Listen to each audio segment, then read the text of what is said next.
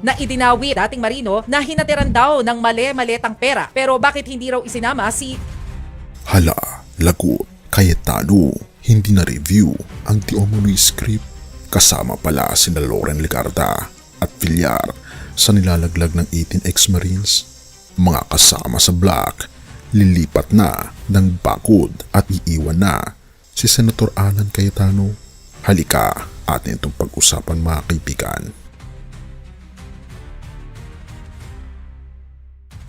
Patuloy po ang inyong hearing. Ako po'y makikinig sa ating mga bayani na nandito po ngayon. Salamat. Bakit mo sinama si Senator Loren Legarda? Totoo naman sir na drop kami ng dalawang maleta dun sa bahay na.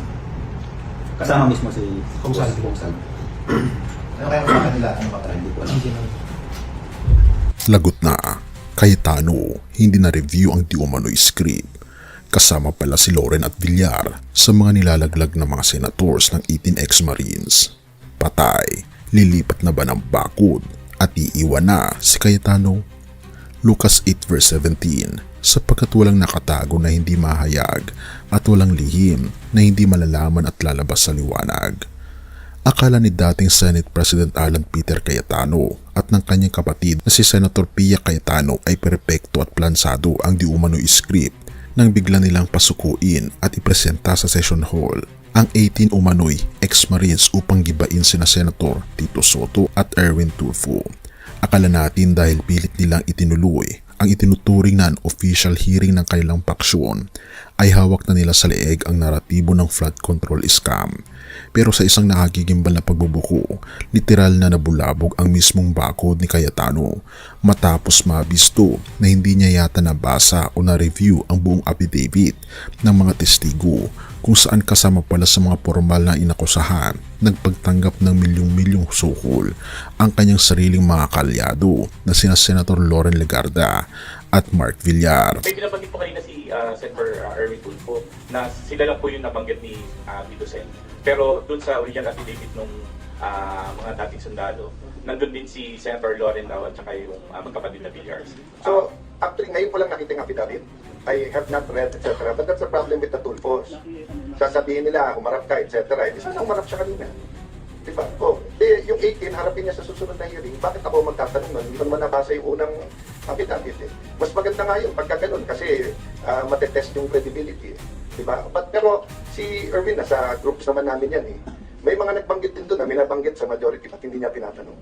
Meron din doon nabanggit sa majority nila. Ang sagot nila doon, hindi daw credible yung witness na yon. Pero yung witness na yon ay ginagamit laban kila Jordi Villanueva at sa ibang mga senador. Kaya sinasabi ko nga sa inyo, bantayan nyo na gusto yung Blue Ribbon Committee kasi imbis na instrument for truth, ginagamit na instrument para magkaroon ng mga scapegoats o kaya selective justice o kaya ginagamit para hindi mabuo yung tunay na majority. Narinig niyo ba ang naging matinding revolusyon at bulgarang pagtatanong ni bagong Blue Ribbon Committee Chairman Erwin Tulfo ukol sa kapansin-pansing buta sa nangyaring hearing?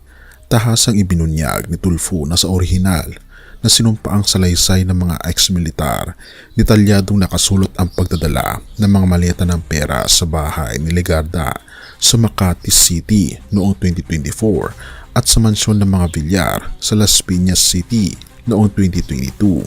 Pero sa kakaibang sarsuela na pinamunuan ni Pia Cayetano, Rodante Marcoleta, tanging mga pangalan ni Soto at Tulfo ang pilit na pinatunog habang misteryosong binaliwala at iniwasang banggitin ang pangalan ni Loren at Mark Villar. Therefore, ayon sa kilalang political analyst na si Ronald Llamas, binanggit niya na may lilipat na 1 hanggang 3 sa paksyon ni Cayetano patungong minority. At ito na ba ang hudyat ng paglipat ng mga Villar at ni Senator Loren Legarda sa bagong majority ngayon at iiwan na sa ere sa mga susunod na araw si Senator Cayetano? Well, una, makikita mo kulang sila. No? 4 yung wala. Kanina. Doon. Minority na nga sila, nabawasan pa. So hindi natin alam kung anong plano ng apat. 2 Villar, Joel Villanueva, at saka si Bongo. Yeah. No? Problema kasi doon sa grupo nila, halos lahat may kaso. No? Halos lahat may kaso. Ang tingin ko, yung purpose nila dito sa kanilang version ng Blue Ribbon is to trigger something. Pero makikita mo, yung gusto nilang mga mag-testify, yung dati na. Yung Marines, no? Yung abogado ni Saldico. Hindi ito bago eh. Parang ito yung PGMN. Pinagdikit-dikit ng kwento, tapos pinalabas na bago. So far, wala tayong nakikitang bago. Pero ang mahalaga rito, it's meant to trigger something. Dahil nga, illegitimate na sila eh. Tapos patuloy silang nababawasan. Kulang na sila ng 4 eh. So they're very desperate. At kung desperate sila, ay pwedeng tumawid yan sa linya. Tila akala ni Cayetano ay mapapahiya niya ang bagong literato sa pamagitan ng paglalabas ng mga alias na testigo sa media.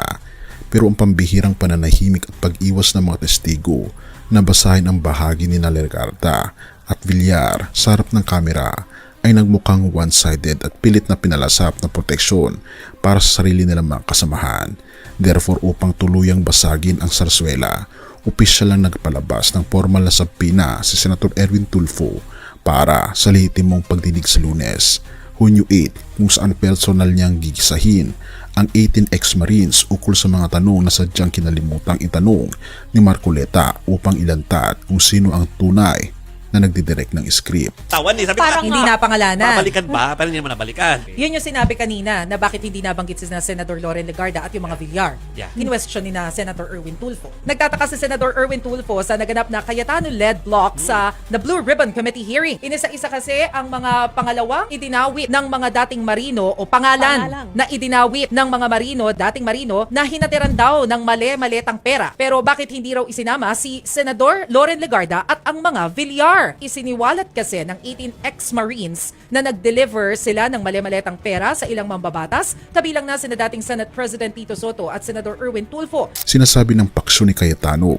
na ginawa nila ang pagdinig para sa interes ng bayan at upang usigin ang korupsyon. Pero sa pagkakabisto na ang kanilang mga kasamang mambabatas ay nakalubog din pala sa affidavit ng mga testigo na kanila mismong binitbit, lumalabas na nagpatong ng sariling apoy sa kanilang bubong ang dating pinuno ng Senado.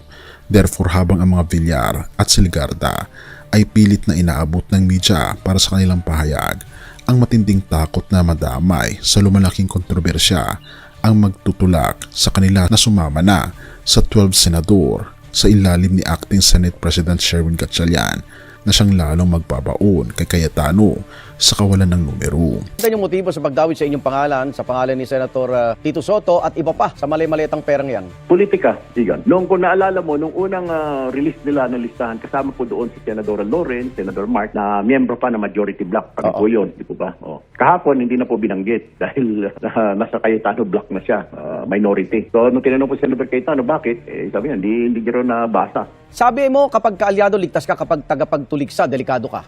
Tignan niyo po yung kay Loren at saka kay Mark Villar. Hindi po talaga nabanggit. So kasi kaalyado sila nung grupo ngayon ni Cayetano. Kami ho dito ni Senator Soto, dito po kami sa kabila. Habang papalapit ang opisyal na pagdinig sa Lunes, ang buong bansa ay nakatutok sa mabilis na pagkaubos ng mga kakampi ng napatalsik na liderato. Akala mo ba ay kayang gumamit ng armas laban sa iyong kaaway nang hindi mo tinitignan kung nakatutok din ang dulo nito sa iyong sariling mga kasama? Pero habang ang Malacanang at ang bagong mayorya ay handa nang iribisa ang buong katotohanan nang walang pinoprotektahan, ang nag-iisang tanong na lang na naiiwan at magpapakaba sa kampo ni Cayetano ay ito. Pagdating ng Lunes ng umaga, may matitira pa kayang black si Senator Alan Peter Cayetano o tuluyan na siyang magigising matapos siyang talikuran at iwan ng mga senador na kanyang inilaglag nang hindi niya sinasadya? Have mercy, O God. Mga Kawikaan 26 verse 27, ang humuhukay ng bitag ay mahuhulog doon at ang nagpapagulong ng bato, ito ay babalik sa kanya. Have mercy, O God. Kaibigan, ang nakakalitong sitwasyon na kinakaharap ni Senator Cayetano ngayon, kung saan ang mismong sandata na inihanda niya laban sa kanyang mga kaaway ay siya palang tatama at magpapabagsak sa kanyang sariling mga kakampi dahil sa hindi pag-review ay isang napakalalim na aral mula sa ating Panginoon Diyos ukol sa limitasyon ng karunungan ng tao. Akala natin kapag tayo ay gumagawa ng sarili nating mga plano, kapag nag-aabang tayo ng pagkakataon na madiin ang iba o kapag masyado tayo nagtitiwala sa sarili nating magaling, ay palagi na tayo magwawagi. Pero ang katotohanan, ang tao ay laging nagkakamali at ang mga bitag na ating itinatanim para sa iba ay madalas na tayo rin ang unang nahuhulog. Kung ang isang matalinong politiko ay nagawa ng sarili niyang diskarte na magdala sa kanya sa silid ng bangin ng pagkawasak, mas higit na marupok ang ating buhay kung hindi tayo umaasa sa patnubay ng mailalang. May isang tunay na pinuno na ang kanyang mga salita ay walang anumang butas, walang pagkukulang at hindi kailanman nagdadala sa atin sa kapahamakan. Walang iba kundi ang ating Panginoon Hesus.